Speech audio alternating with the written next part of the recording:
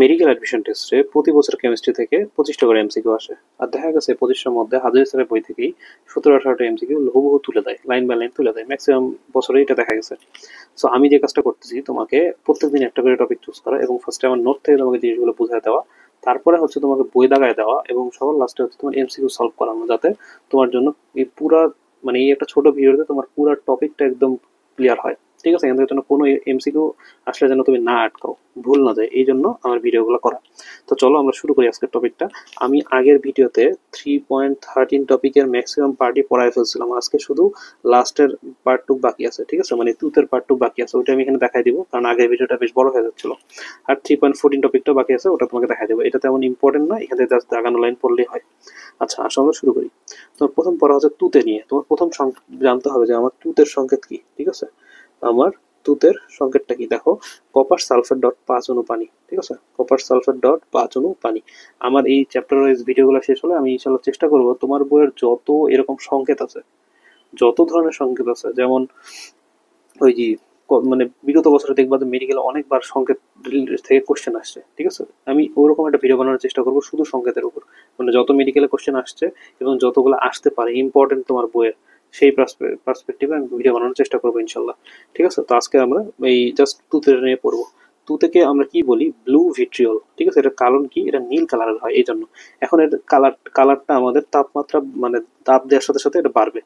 বিষয়টা কেমন দেখো, মনে করো তোমার কাছে কপার সালফেট ডট 5 অণু পানি, মানে তোমার কাছে তুতে আছে, হ্যাঁ, এটার কালার কেমন হবে, এটা আসে এমসিকিউ।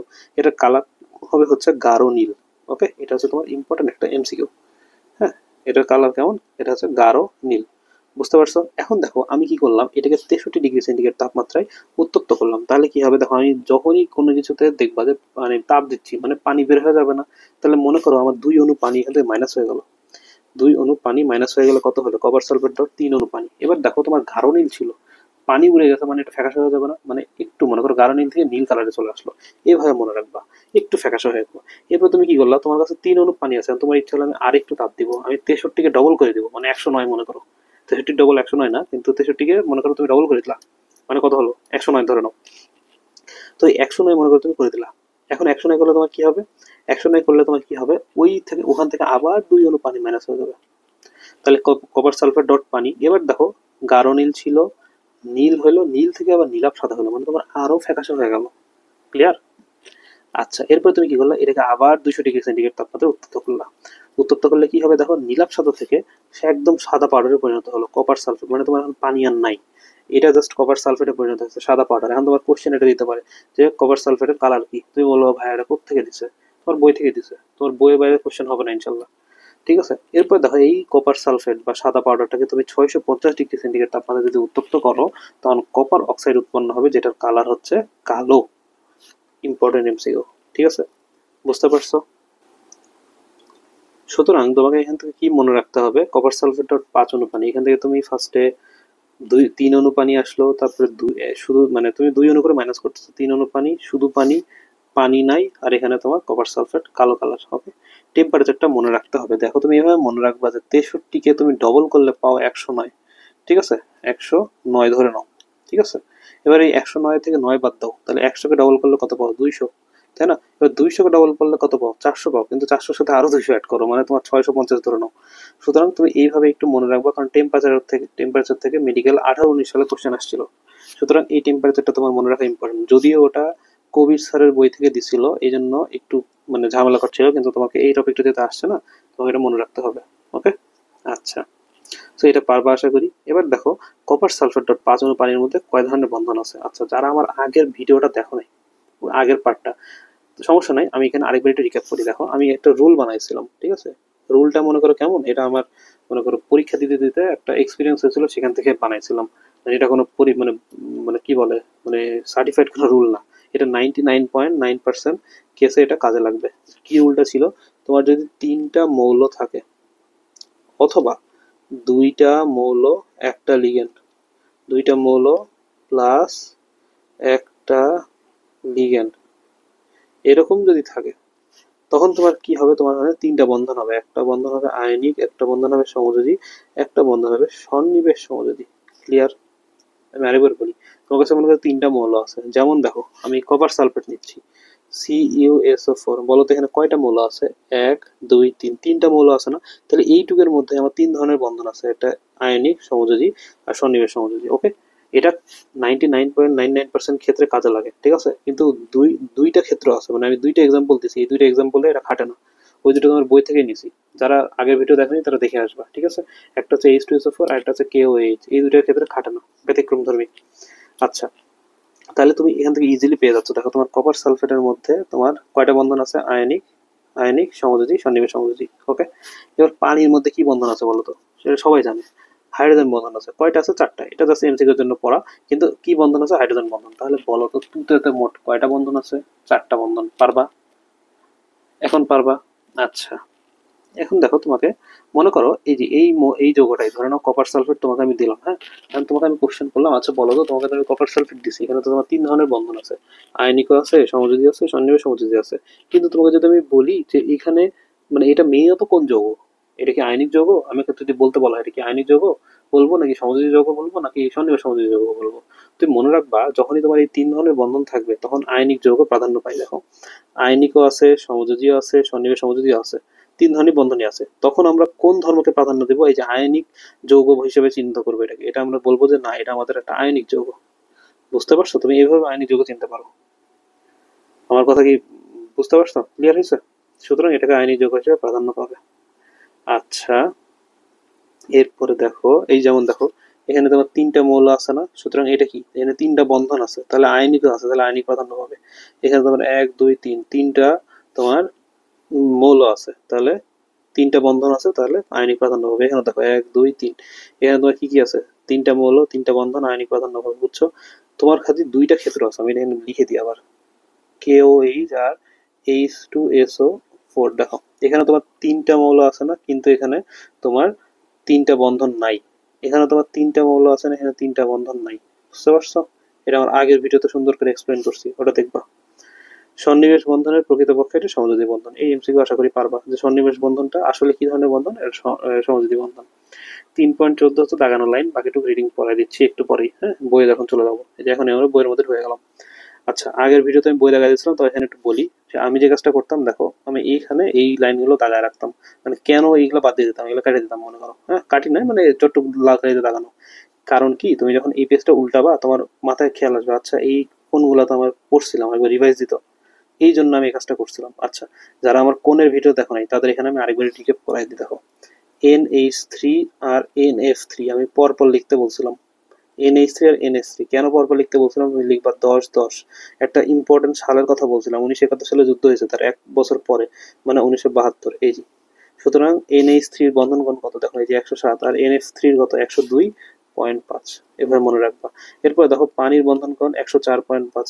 এটা তোমাকে আশা করি শেখাতে হবে না, এটা ছোট থাকার কথা। এখন দেখো H2S, এটাকে তুমি কিভাবে মনে রাখবা? দেখো দুই আছে না, এই 92 দুই আছে, সুতরাং H2S এ দুই আছে, 92 এও দুই আছে। ইজি। তারপর দেখো PH3, এটা আমি কিভাবে মনে রাখছিলাম বলো তো? PH3, তাই না? পিটাকে উল্টাও তো, এরকম লিখলে এরকম হয় না, এই যে এরকম হয় না, এটা নয়ের মতো লাগতেছে না? তাহলে দেখো এটা একটা নয়। তারপরে দেখো পি একটা আছে, হাইড্রোজেন তিনটা আছে, তাহলে যোগ করলে কথা হয় 4, তাহলে এই যে 94 ডিগ্রি। ক্লিয়ার? এখন তুমি কিন্তু চোখ বন্ধ করে অ্যান্সার করতে পারবা, তুমি যদি এক দুবার লেখো পরীক্ষা মানে বাসায়, বা এক দুবার বলো। সুতরাং ইজি হয়ে গেল না?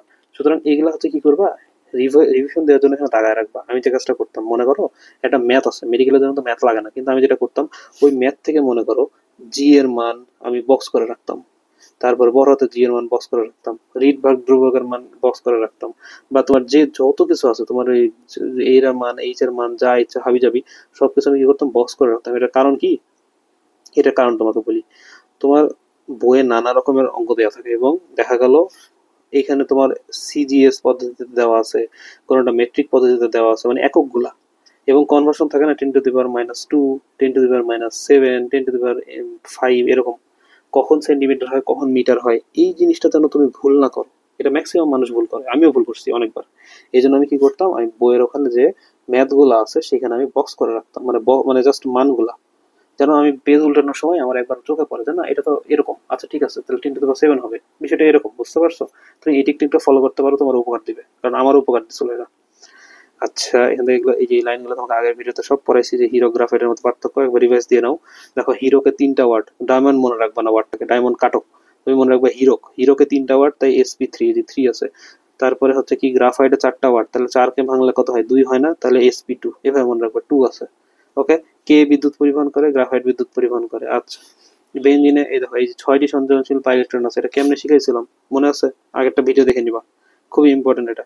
বেঞ্জিন বিদ্যুৎ পরিবহন করে না, গ্রাফাইট কি করে বিদ্যুৎ পরিবহন করে, হিরো কভার বিদ্যুৎ অপরিবাহী। ওকে, এই জিনিসগুলো পারতে হবে। সন্নিবেশ সমযোজী বন্ধন, এটা তো খুব সুন্দর করে শিখেছি। দেখো এই যে এমসিকিউ গুলো বলছি শিখতে হবে। এইটা দেখো তো পারো নাকি, দেখো এটা আমি আগের ভিডিওতে সুন্দর করে শিখেছি যে কেন এটার মধ্যে তোমার সমযোজী এবং সন্নিবেশ বন্ধন হলো, আয়নিক কেন হলো না। কারণ এখানে তোমার কোনো মানে আয়নিকের সাথে বন্ধন যুক্তই হয়নি। +2 থাক মানে তুমি, আমি ট্রিক্স রাখি দিয়েছি, তোমার এখানে যদি +2 থাকে এবং পরে কিছু না থাকে তাহলে আয়নিক বাদ। ওকে, আচ্ছা, NH4Cl বলো কয়টা বন্ধন, 3টা মৌল, 3টা বন্ধন। ওকে, এগুলো সব তোমাকে শিখেছি। এই দেখো এই যে KOH, এটার মধ্যে কি আছে, সন্নিবেশ বন্ধন আছে, সমযোজী বন্ধন আছে। ওকে, না এটার মধ্যে আছে হচ্ছে তোমার এই যে সমযোজী বন্ধন আর আয়নিক বন্ধন আছে, সরি ইয়া না, সমযোজী বন্ধন আর আয়নিক বন্ধন আছে। এই ইয়া নাই, সন্নিবেশ সমযোজী নাই, ওরা হচ্ছে এটার মধ্যে।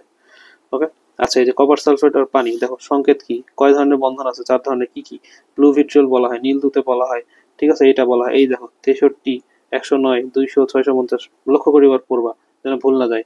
গাঢ় নীল, নীলাভ সাদা, সাদা পড়ার কালো। ওকে, আচ্ছা, এই যে এখান থেকে এই যে যেটা বললাম, তোমার কাছে অনেকগুলো যৌগ আছে, মানে একটা যৌগের মধ্যে অনেকগুলো বন্ধন আছে, তুমি কোনটাকে প্রাধান্য দিবা, আয়নিকটাকে প্রাধান্য দিবা, আয়নিক যৌগ হিসেবে গণ্য হবে ওটা। এই তো 14 থেকে তুমি জাস্ট এই লাইনটা পড়বা। তারপরে সমযোজী বন্ধন কাকে বলে, নিষ্ক্রিয় বন্ধন কাকে বলে, এটা পড়বা। মানে কাকে বলে বলতে বৈশিষ্ট্য পড়বা। সন্নিবেশ বন্ধন প্রকৃতপক্ষে একটি সমযোজী বন্ধন, এটা একটা এমসিকিউ, হ্যাঁ, পড়বা। এরপর দেখো অ্যামোনিয়া কি সংকরণ ঘটে, এটা তোমাকে শিখাইছি। দেখো অ্যামোনিয়ার আবার দেখো, অ্যামোনিয়া NH3, তোমাকে আমি লেখার নিয়ম কি বলছি, এই দুটো গোল্লা দিবা সবসময়, এইটা আর PH লেখার সময়, এটা যেন ভুল না করো। ওকে, তারপরে কি বলছি, এখানে 3 লিখবা, 3 আছে 3 লিখবা, আর এখানে একটা আছে +1 লিখবা, এরকম আছে না, মানে এক জোড়া আছে না, 1 লিখবা, তাহলে 4 হলো, 4 মানে sp3, এই যে হয়ে গেল, ইজি। এইটা বলো তো, এটা কি অ্যান্সার, ইজিলি পারবা। এই দেখো আনিক হবে, সমযোজী হবে, সন্নিবেশ হবে, কারণ কি 3টা মৌল আছে। এইগুলা পারতে হবে, এমসিকিউ বাদ দেওয়া যাবে না, এটা পারতে হবে। ওকে, মানে এরকম দাগায় রাখছি জাস্ট। এরপরে 3.15 যে ভিডিওটা করছি, এটা খুবই খুবই খুবই ইম্পর্টেন্ট আমি বলবো, কারণ কি তোমার কোশ্চেন এরকম দিবে, দেখো তুমি নিজে ফেস করছো, নিচের কোনটি পোলার অণু, নিচের কোনটি পোলার যৌগ, নিচের কোনটি আয়নিক বৈশিষ্ট্য বেশি, নিচের কোনটি হচ্ছে তোমার কি বলে দ্রাব্যতা বেশি, নিচের কোনটির তোমার, মানে এরকম টাইপ তোমার কোশ্চেন দিবে। হ্যাঁ, কোনটির গলনাঙ্ক বেশি, এই কোশ্চেন গুলো খুব ফেস করবা। যেমন তোমাকে আমি একটা বলি, এই কোশ্চেনটা আশা করি ফেস করছো, এজি দিয়ে, হ্যাঁ, AG, fluorine, chlorine, bromine, iodine, বলবে এটার মধ্যে কার আয়নিক বৈশিষ্ট্য বেশি বলো। সুতরাং এখানে তোমাকে একদম জিরো থেকে আমি এই ভিডিওটাতে তোমাকে শিখাইছি, এবং এই ভিডিওতে তুমি দেখো, আমি গ্যারান্টি দিচ্ছি তুমি ওই ফাদানের নীতি একদম কঠিন লাগবে না। কারণ এই চ্যাপ্টারে যদি তোমার কিছু জিনিস থাকে বোঝার, সেটা হচ্ছে ফাদানের নীতি রিলেটেড এমসিকিউ।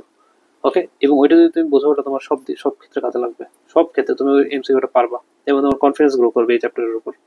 সুতরাং ওই ভিডিওটা দেখবা অবশ্যই। ওকে, আচ্ছা, আসলে আমি এমসিকিউ সলভ করি।